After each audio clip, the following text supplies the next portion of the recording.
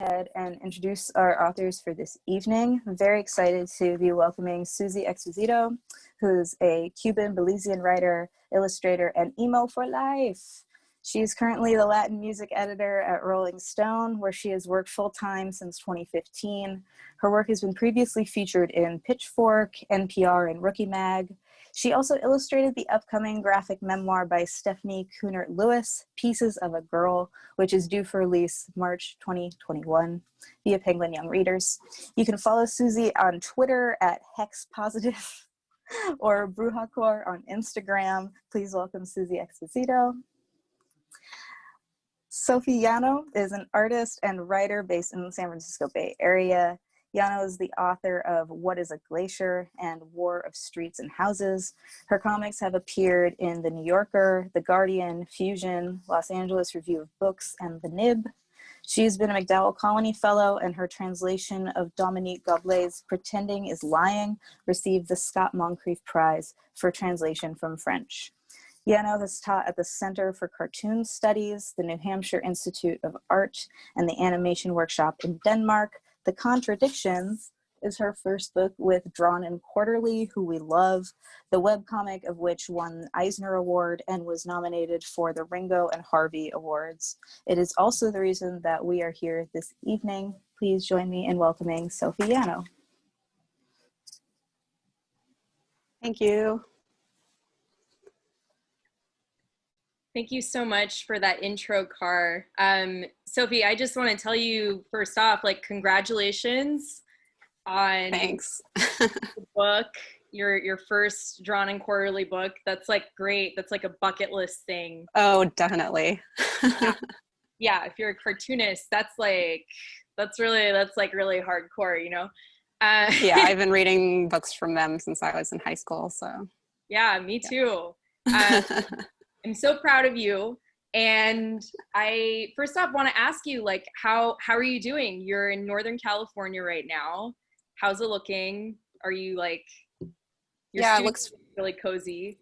The studio is all right. Yeah, but I look out my window here and it's still a bit orange. Not as bad as it has been. I'm sure folks have seen photographs from it. It's relatively apocalyptic, but like, what isn't these days? So yeah, just, you know, our life and times now on Mars. So so to start, I mean, obviously I have a few questions for you about this beautiful book that I took to the beach. I already got it wet. I'm sorry. That's great. But I do recognize the Contradictions started out as a webcomic, an Eisner Award-winning webcomic. So what compelled you to tell this story as a novel instead of like just a running webcomic about your wild times in Europe? Yeah, well, when I started the webcomic, so I always intended to publish it as a webcomic to begin with, but I also always intended to collect it. And actually I had signed the deal with Drawn and Quarterly before I even started putting it online. So so that was a stipulation for working with them, is that I was like, look, I want to put this online. And part of that was because of, you know, a lot of the themes in the book, anarchism, and I just want to be able to put free stuff out there for people to read, because you know, it just feels appropriate. And also, like, so much stuff that I've read has been in zines and things like that, where the vessel is like extremely cheap and extremely accessible. And so I wanted to put it online for that reason. Yeah, I can definitely relate as a fellow zinester. I think once you're a zinester, you're always a zinester. Yeah.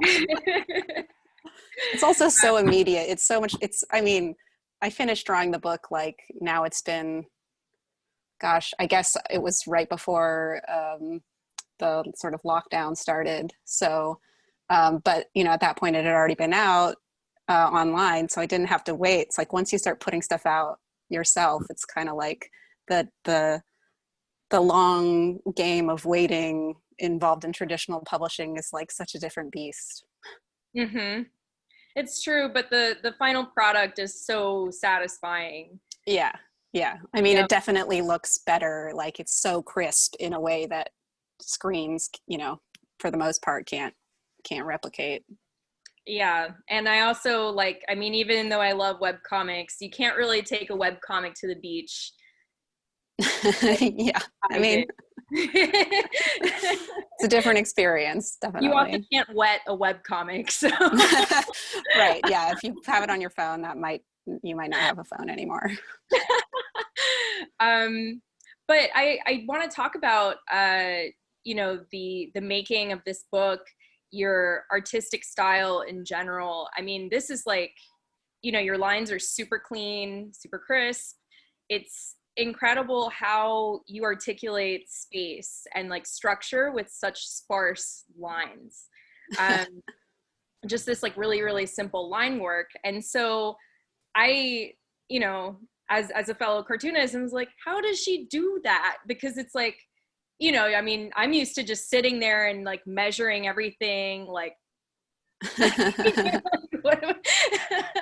how am I gonna draw this building, you know, and it takes me forever, but you make it look so easy. And so I wanted to know, like, what is your actual drawing process like? Do you draw like a rough sketch of the scenery and then, or do you draw like a full picture and subtract? How do you do this? Yeah, it's more the latter. Well, for this book, like, so for War of Streets and Houses, I was working much more like impressionistically. And I think, you know, and I was just putting sort of a line here and a line there. And I kind of was figuring out, okay, what's the minimum number of lines I can put down that actually gives the idea of a building. And that was really because I have trouble drawing buildings, or I did. And it was really like the figures are really central to my work. So I, you know, that was at that time, it was kind of an afterthought. And like for that book also, and for my zines, you know, it was really like, I was just trying to get it out there. And so I was just doing what was the most economic thing. But then through doing that, I discovered that like people still thought it looked cool, you know, like I didn't have to do these like really intricate, you know, drawings with tons of lines that I feel like I've at some times in my life, I've kind of tried to make drawings like that out of an insecurity for being like, well, I have to show people that I can draw well, so I have to put more lines here. This book, I wanted to give more of a, even though there's plenty of backgrounds where there's just nothing in the background, I wanted to do kind of that manga thing where, you know, you have an establishing shot, or you have an establishing, you know, various scenes when you get to a new location. So, you know, okay, this is where we are. And then you can drop the background off and show the characters and have it be more focused on like the figures and their interactions and the small movements.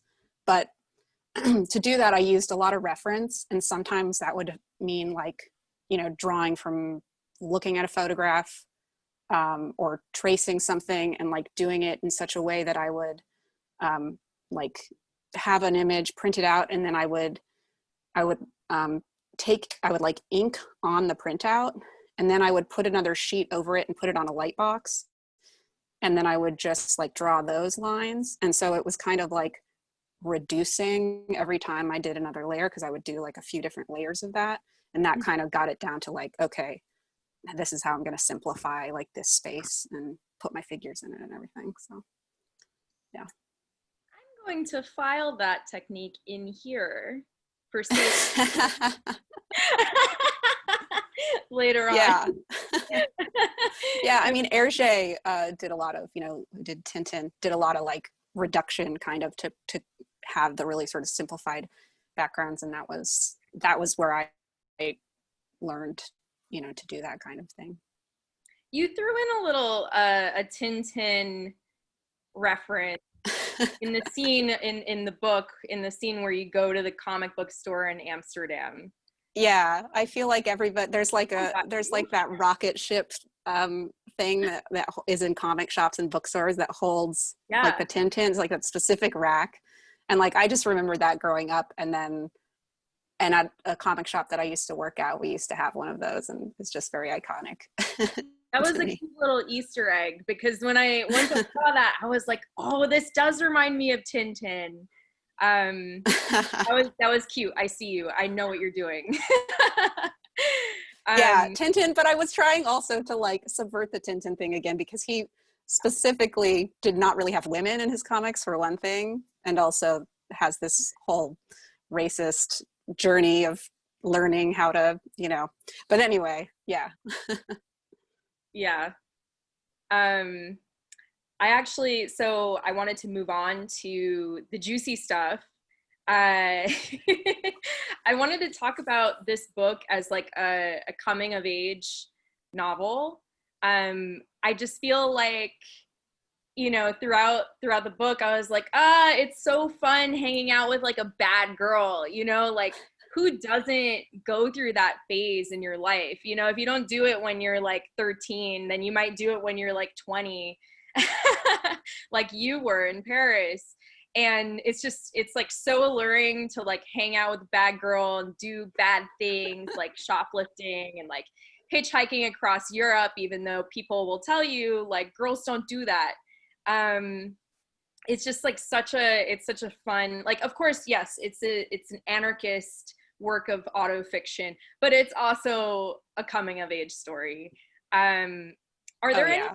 like coming of age stories that sort of informed your method of telling this story in particular?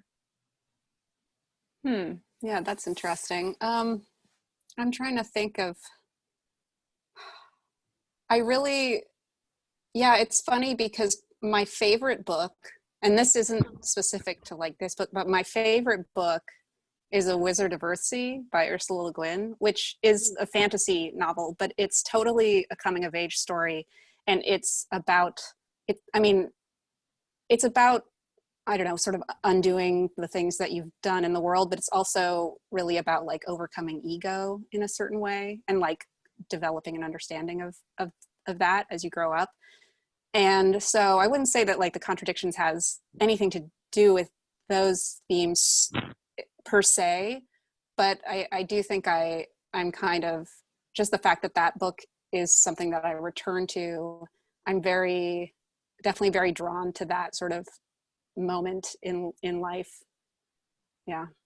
And I think that what I love about this story is that it does like I said, like it is a political novel. Like I feel like a lot of your work is very political, but I also think about how, you guys were technically adults.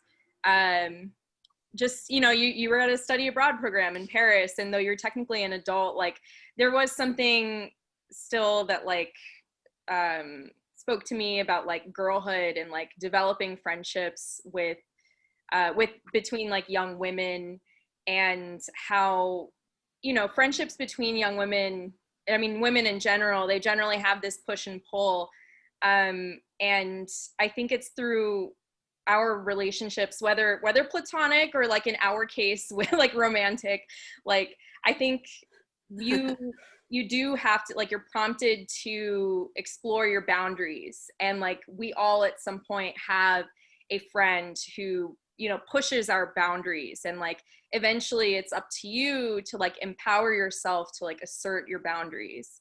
And so I felt like that constant tension where you're like, is it okay for me to like draw the line here? It was like watching you constantly negotiate, like, where's your line? And not necessarily Right. in a scary way, but like even deciding whether to be vegetarian, like where's the line for you? And so at what point in the story did you finally feel empowered to like draw that line for yourself and decide your own trajectory? Yeah, well, I think that, so like the relationship depicted in the story, it's like autofiction, right? So it's like a collection of various experiences that I had. And I do think that one of the reasons that it's sort of, I don't know, I've seen some reviews that are kind of like, well, the character's 20, but it's still a coming of age story. And I feel like part of that is because like as a young queer person, I didn't have a lot of close female friends. I had a girlfriend in high school, but that was like a romantic relationship and it was really different.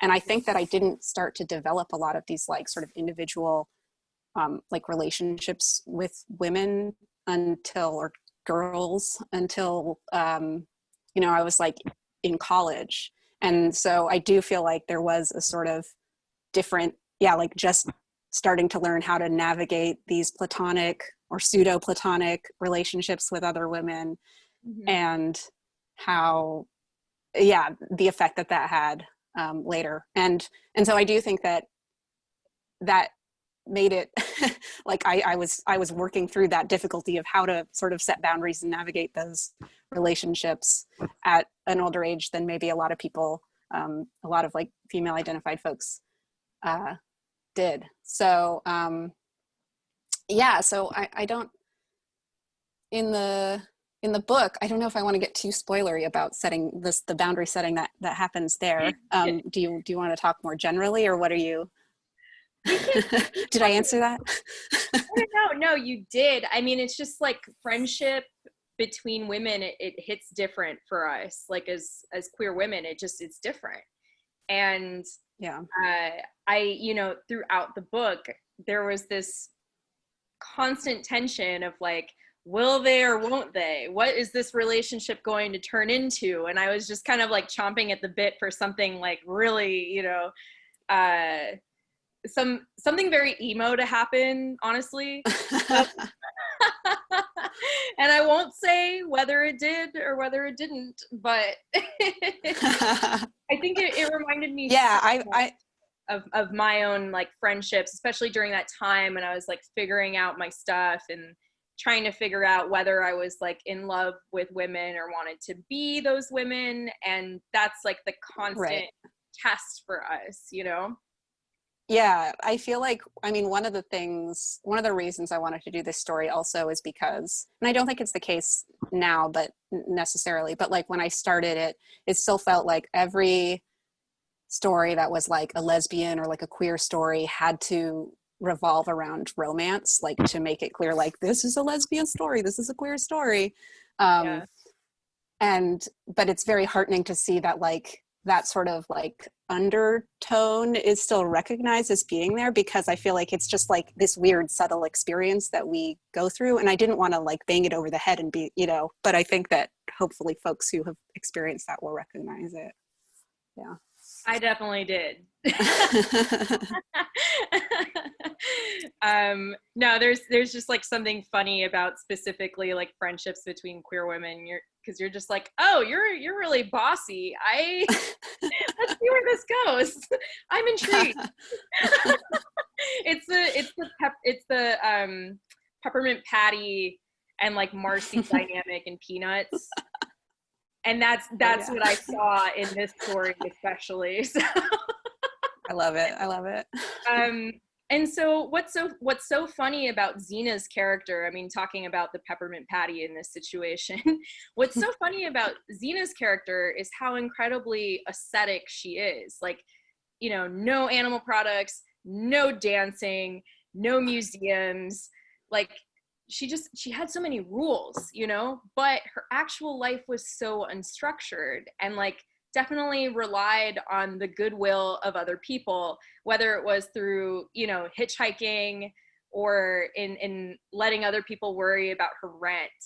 And I think it's such a funny, what was this like, would you say that like Xena was like the first or one of the first like anarchists you'd really come across? Was it kind of, I mean, that it really does embody the title, The Contradictions. Yeah, well, I think that was just sort of a pattern that I would see in folks in the sort of, because there were folks that I met in the scene in Santa Cruz. There's a big anarchist scene in Santa Cruz. And then there were folks that I like made friends with in Europe and got closer to, but, you know, would see that. And it's not like, definitely not like everybody who's in the anarchist scene was this way. I don't want to have this be like, this is what anarchists are like. But, you know, it is, right, yeah, it is definitely a contradiction in some ways, but it's yeah, I think it's hard when you're acting a way that is, when you're kind of being a dick, but you are blaming it on your politics, right? So you're like, well, it might look like I'm being a dick, but actually it's because I have these higher values. And and I think that that was something that I saw sometimes, and that I'm sure that I also, you know, used that as an excuse for kind of annoying behavior. Yeah. Yeah, I mean, I could see like I feel like especially like in college, that's sort of like the you get like a space to really try out some of these ideals. It's like practice, you know. And Yeah. I think that your book really articulated like, you know, the messiness of trying to like put these ideas into practice. But at the same time, it's not quite like practice when it didn't feel like practice, you know, going to college in 2008, like during the recession. It's like it felt too real. And in the book, it does get real when you finally ask your parents, you're like, how much money do I owe for college again? Like, and then it gets real and you're like, oh crap. Like, Yeah, right. yeah. Yeah. I mean, I don't know, like that moment when Xena says, my whole life is just one fucking loan. Like every cent I spend is debt. And that like, it just like hit me in the bank account, I guess. Yeah, yeah. And that was I extremely don't know. exacerbated by, yeah, like as because you were also in Paris in 2008. Funnily, we had this overlap. But the euro was like the most expensive, you know, the exchange rate was horrible. Yeah. The highest So it was like, yeah. So it was just like everything, it was like this compounded thing. And at the time, I definitely didn't realize, you know, I was like, well, I don't really have money to do all the things that the people in my program are doing. Like, yeah. I spent a lot of time going to the free nights at museums, which luckily in France are like all the time. But it just like, it just exacerbated like that, that situation. And also kind of was like, what's going on? Like something bigger is going on here, you know. Put those things into question. Absolutely. Yeah, I mean, being students at that time, not even just being in a study abroad program. I was an RA at a study abroad program in Paris, Right. for context. And yeah, just being students in general during the 2008 recession, it meant finally having to question the, I don't know, the like ubiquity of capitalism. Like it felt like this really inevitable thing that you couldn't really challenge. But here we were talking about different ways that we could challenge it, whether individually or like, you know, more in as a collective, as a country, as a world. And in 2020, here we are once again with feeling. Yeah. So I wanted to. Yeah, I think. Go ahead. Oh, go ahead. Oh, well, I think that one of the things at that time was kind of trying to figure out, okay, like what is the role of individual choice versus collective action? And am I conflating those two things? And is there one right way of doing things and all of the rest are the wrong way, you know? And I think I was really, I can be a very binary thinker. And so if I have decided that I've figured it out, you know, then I'm like, well, I better be this way because somebody else, you know, thinks that this is the right way. And I think that I agree with them. And so I'm going to try to deal with it in this manner, not realizing that there are so many ways that you can be a part of something. And, you know, yeah, anyway. No, I think that, you know, people who have their minds made up about where they stand politically are just some of the most like seductive people. Like it's even if you are an anarchist, it's honestly like making a sales pitch when you're talking to people. It's all about speaking really, really confidently and in like absolutes if you really want people to be on your side. And for me, I mean, I'm very fluid when it comes to thinking, and like especially when I was younger, I was just kind of like absorbing everything and trying to figure out where I stood and still couldn't figure it out. And I, you know, I mean, in this book, in the Contradictions, and also in War of Streets and Houses, I came away feeling like, I mean, honestly, I laughed when reading both of these books, because I could totally see how someone would read these things and be like, oh, these people are so ridiculous. But I don't think that you wrote them to, you know, turn people off from radical politics. I feel like you actually do approach, like, I mean, you say you're a very binary thinker, but I think that you do explore the like murky, I don't know, like nature of politics and trying to figure out how to do politics in real life.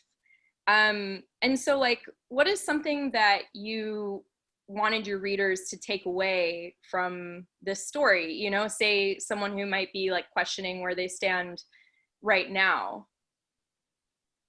Yeah, I think like sort of the starting point for both of these books was not like I want to introduce a general audience to like participating in like leftist movements or something. It was more like I want to sort of reflect some of my experiences and some of the nuance and some of the absurdity, along with, you know, the more, you know, the cooler moments and the wins and whatever. But with the Contradictions, I think that there was just, you know, the actual sort of emotional arc that take place in the Contradictions is really a compression of maybe like 3 or 4 years of my life, where I really, I think I was really paralyzed by this trying to figure out what's the right way of being.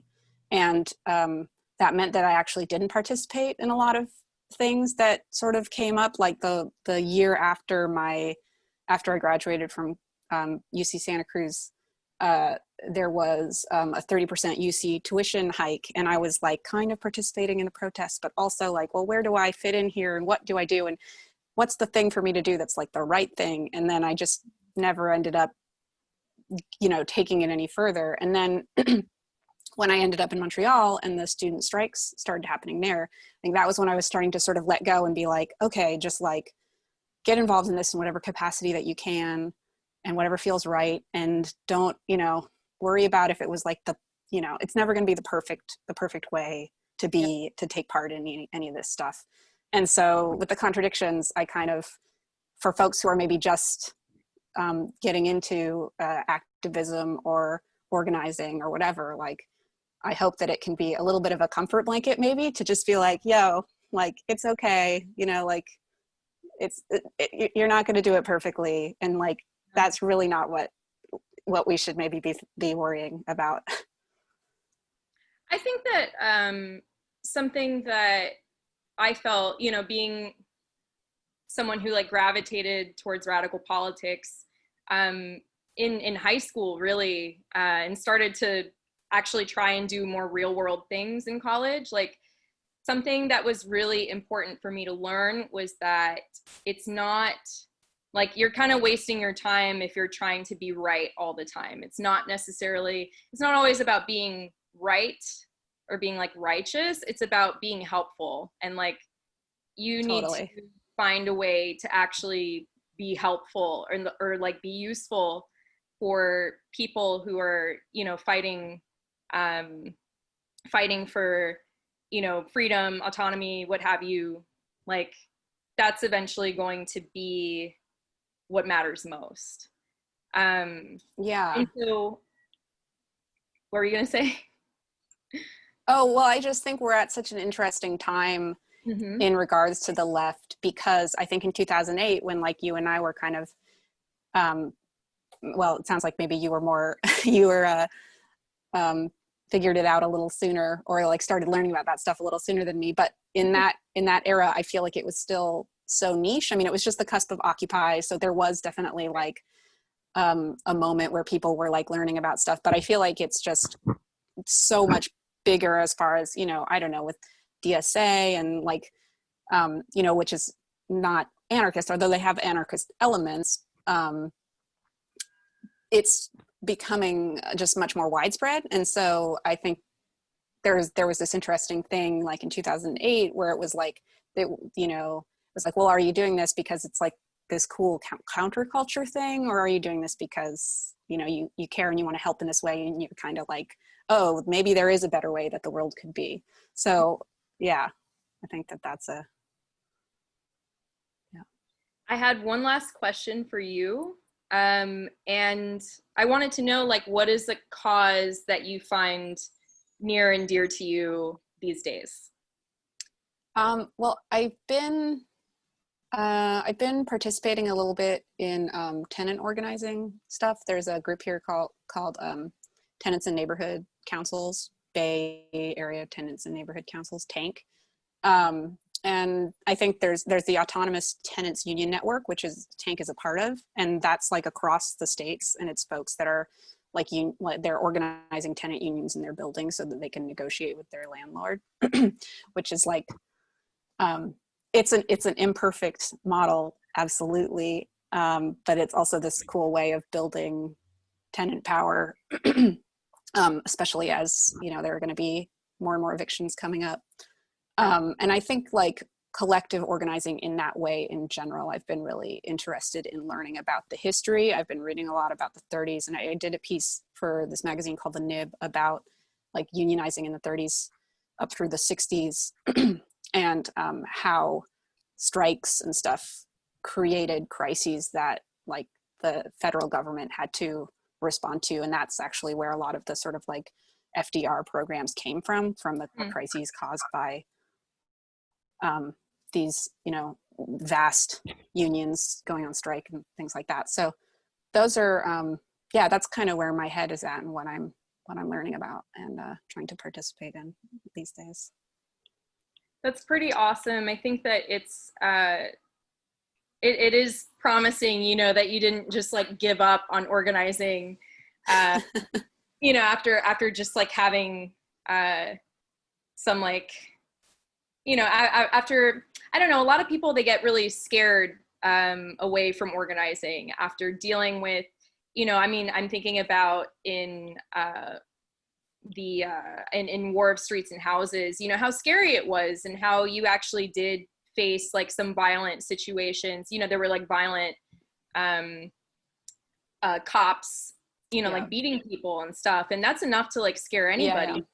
But I think it's great that you've continued to remain engaged, you know, in the way that you do. Well, I think like in Montreal at the time, like I had friends, you know, I would go to the protests and stuff, but I wasn't like in the faces of the cops, you know. I mean, sometimes you had to like run away so you wouldn't be in the faces of the cops, but like, you know, I had friends who were like street fighting the cops, who were like throwing, you know, they were the people like with the big mitts on throwing the like tear gas canisters back at the cops. And some of them were definitely like, oh, like, you know, so the reason that the strikes were able to take place is because Montreal has these really, Quebec in general has a history of like sort of radical, like militant student unions. And so the student unions were the ones who were on strike and people were protesting, and then the cops would come out to the protests. But it was like, I think, I don't know, as I've looked back on that situation more, like I feel like that, you know, all of those parties are important. It's like it's important that there are people who want to be down in the streets, and it's important that there are these unions where people can strike and it's like lower risk. And, you know, there are different ways that people can participate. And I think that is the thing that sort of keeps me interested in trying to figure out, okay, what are the ways that people can participate, like from just wherever they're at, you know? So you meet people where they're at. For sure. So that concludes the Q&A portion on my part. I want to thank Green Apple Books in San Francisco for continuing their literary programming during what's been an onerous several months. I'm going to drop the link to Sophie's book in, is there a chat or no, it's a Q&A. However, please visit Green Apple Books. You can support an indie bookstore by buying from them online. And thank you, Sophie, for inviting me to talk. Like, I'm really excited that I got to talk about this book again. Look at this beautiful cover. Thank you so much for being up for it. All right, so if anyone has any questions, please drop them in the Q&A box and we will have Sophie answer them, at least the good ones.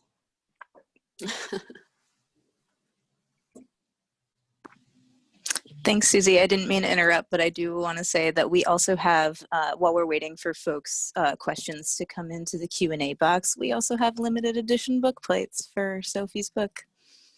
You can get them at, yep, and they're really cool. They're limited edition. Well, you'll have to see them.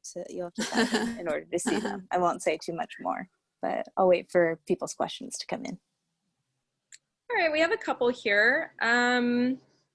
Okay, first. The first question is, I see your book as connecting to our current political climate from the elections to Black Lives Matter. Can you speak to that?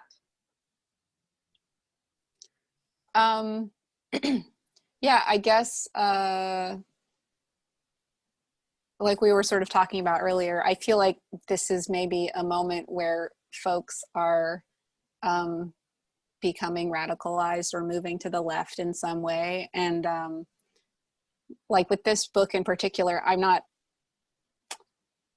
trying to use it so much as a teaching tool as kind of, like I said, like a warm blanket that folks can come to if they get burned, you know, like I feel like it's really good to be passionate about our beliefs, and especially when we start to kind of go, oh my God, this is what the world is actually like, and start to develop like an analysis based on our, you know, as we experience these things, we kind of go, oh, this is like where I'm actually positioned in the world. Like I thought I was in one place, but actually I'm not, and this is, you know, the dynamic. I feel like, yeah, we you know, that switch can turn, and then you're like, let's go 100%, 200%. And I think it's easy to burn out. So, so I hope that at the minimum, my book can be something that somebody can turn to who's maybe experiencing that in this moment.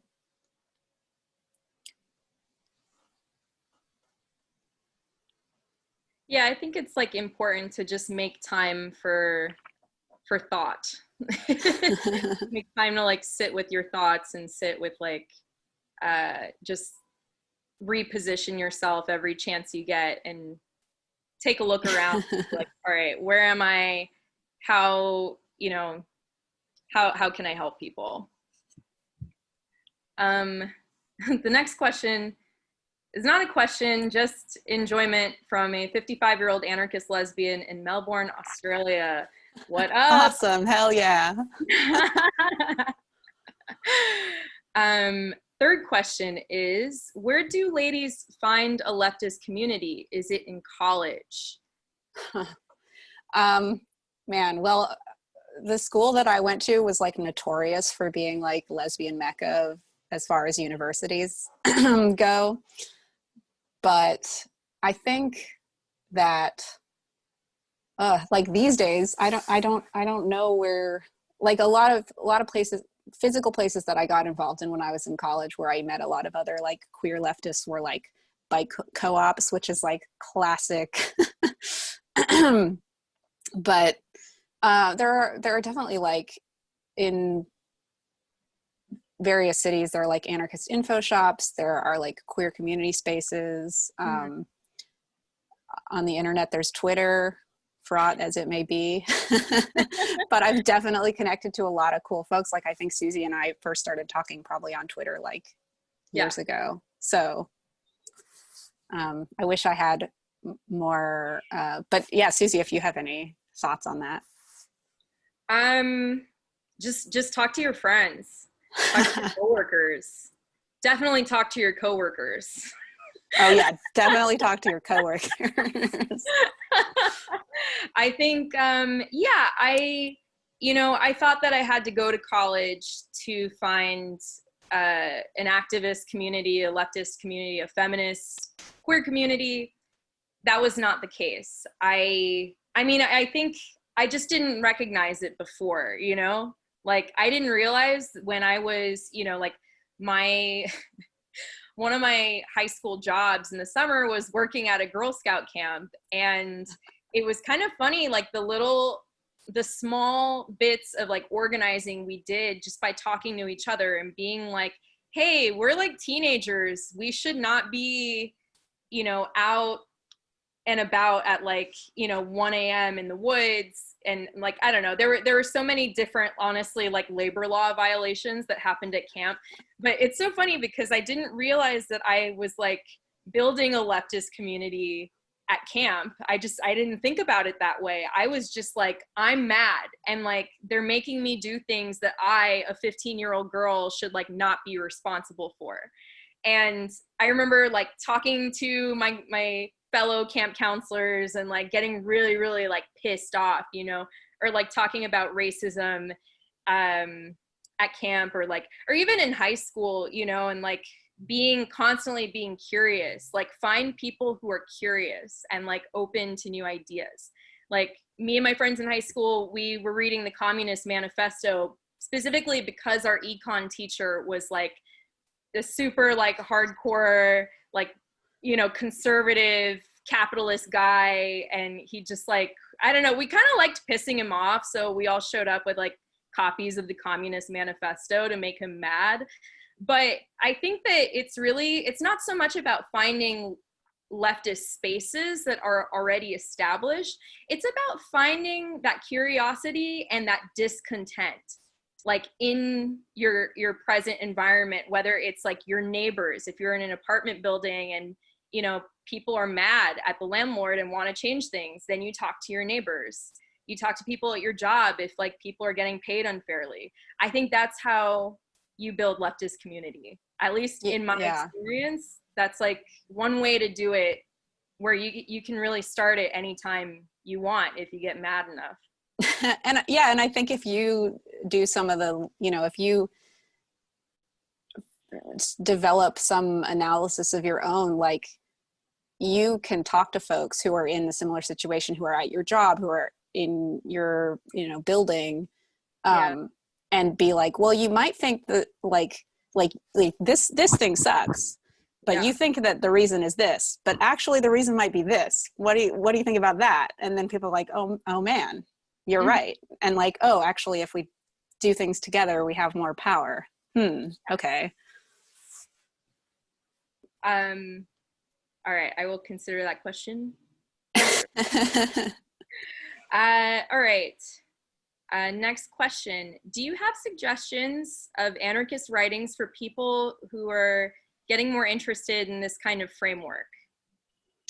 Somewhere that I have been sending folks, that's not a book or anything, but there's a place called Black Rose, Rosa Negra. Not a place, it's like a collective, and they have chapters across the states, and I think it's just in the States, but they have a lot of really good articles on their site that I think do a good job of sort of explaining their position and how it relates to current events and sort of like where it came from. And of course, like they're sort of like a syndicalist sort of anarchist framework. There's a lot of different strains of anarchism, and that's kind of the one that I'm most interested in right now.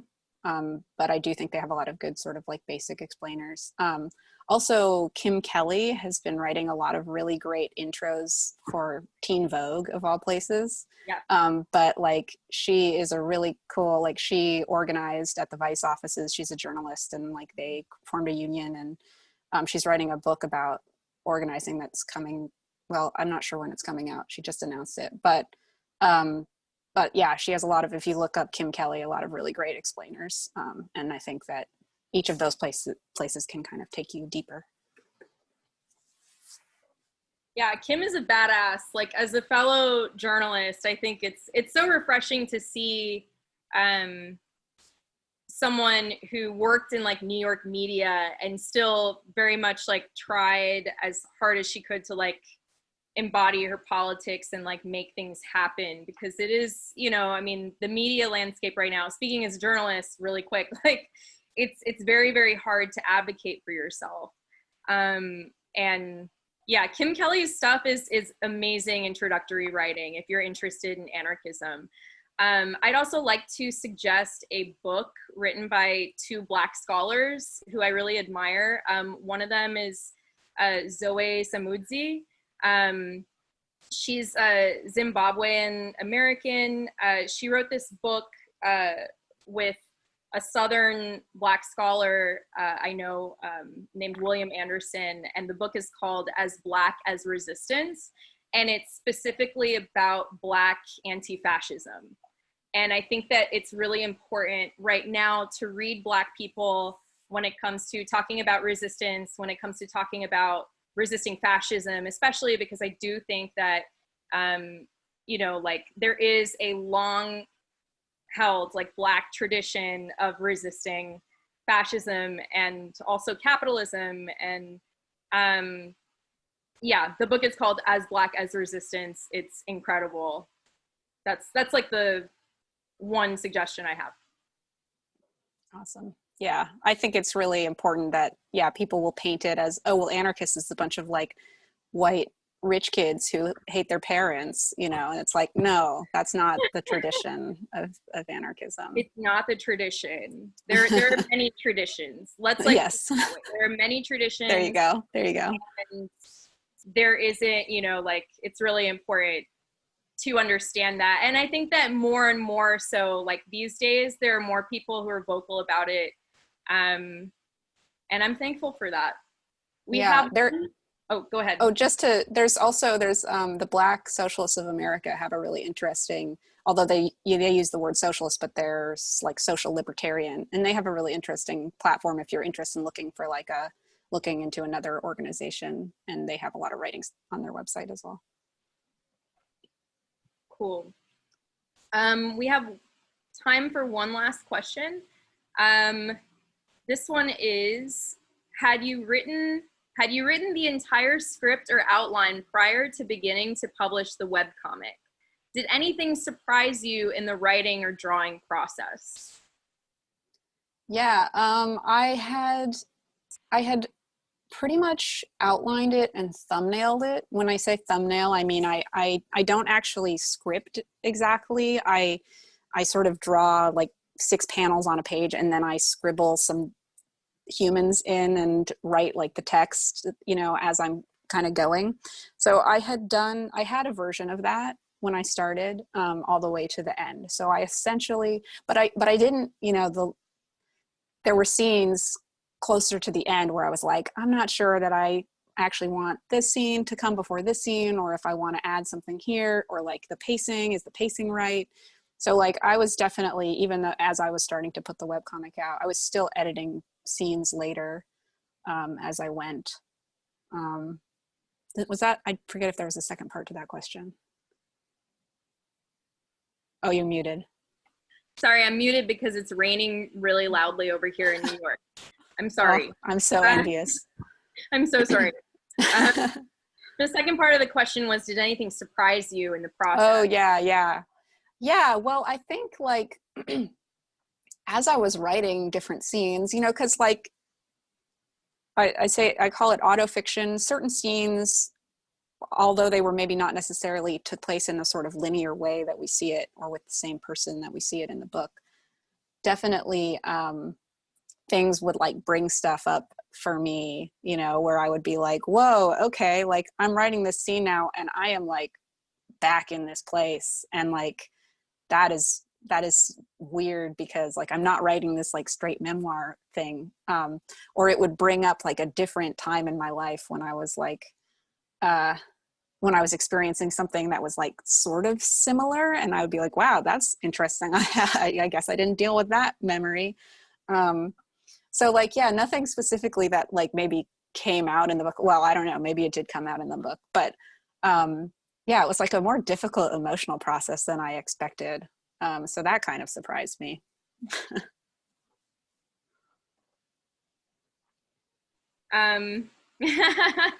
Let's see. Okay, I'll squeeze one more in. This is not a question, but lots of appreciation from a 19-year-old girl in a precarious relationship with her sexuality, and also moving from the Bay Area to Amsterdam in 2 weeks. This oh, wow. is what I've been dreaming of. Awesome. Congratulations. Get out of here. Go on, get.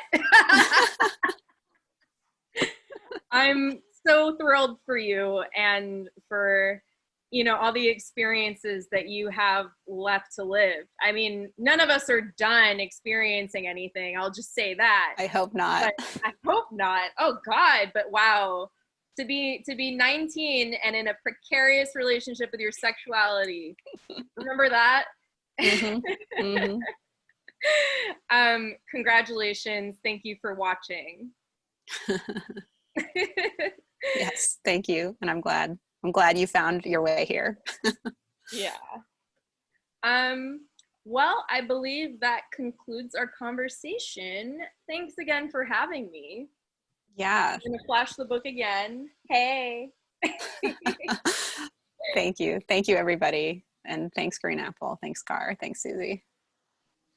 Thank you both so much for joining us. This was such a treat. And I wanted to say briefly that, Suzy, I'm so glad that you mentioned Black as Resistance, because Zoe Samudzi is a former Green Apple colleague of mine. She used to work here, and she is a brilliant person. And we have plenty of copies of her books for whoever was interested in anarchist reading. It also comes out, it's from AK Press, who's one of our favorite presses here at Green Apple, and they have a plethora of anarchist reading if you are interested in that. Thank you both so much for joining us. This was a great conversation, and I'm so glad that we were able to host you two, and you got to like share time with us, share your knowledge with us and your expertise. What a treat. I appreciate it. Let's flash that book one more time, Sophie's book. Congratulations, Sophie. This is a beautiful book that we have here, and I'm really glad that it's out in the world now and people can pick it up. Green Apple Books is one of the places that you can pick it up, and we have signed book plates, so you should definitely pick it up from us. Okay, well, thanks everyone for a great evening, and we will see you next time. Thank you. Take care, everybody. Thanks. Bye.